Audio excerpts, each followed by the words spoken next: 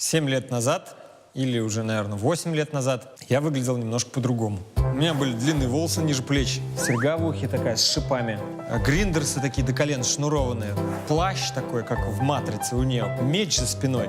И, в общем, я был таким ролевиком-эльфом 80-го уровня. Считал себя страшно крутым, побеждал всех на палках в кустах. И была тусовка, где я себя чувствовал, ну, реально крутым.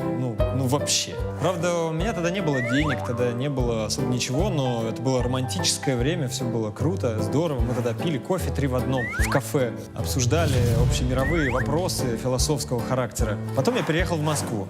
Я поступил учиться в высшую школу экономики и понял, что там мои длинные волосы, серьги и гриндерсы, и меч за спиной, который я носил, почему-то как-то не котировались.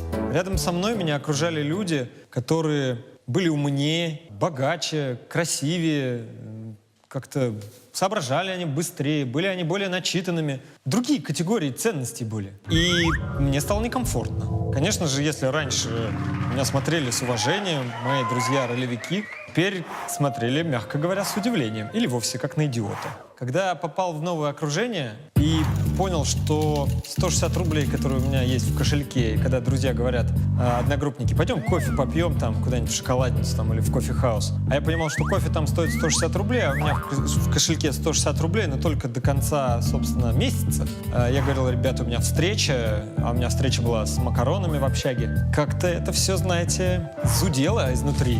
Было немножко неприятно.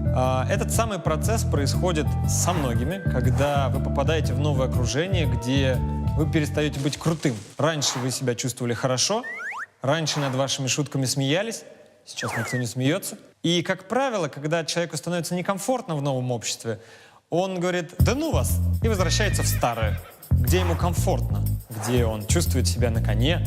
Здорово. Первый парень на деревне, а в деревне один дом. Пожалуй, развитие через окружение, развитие через погружение себя в среду тех, кто гораздо круче, чем ты, по тому параметру, по которому ты хочешь развиваться, это самый лучший инструмент для того, чтобы стать лучше. Если вы хотите добиться успеха в спорте, вам нужно окружить себя спортсменами, где ваш вроде как нормальный с точки зрения других пузатиков живот кажется ужасным по сравнению с их рельефными кубиками, которые у них есть. И вам становится как-то так некомфортно. И у вас два выхода. Либо уйти и стать нормальным в другой среде, либо быстренько подкачаться и стать нормальным в новой.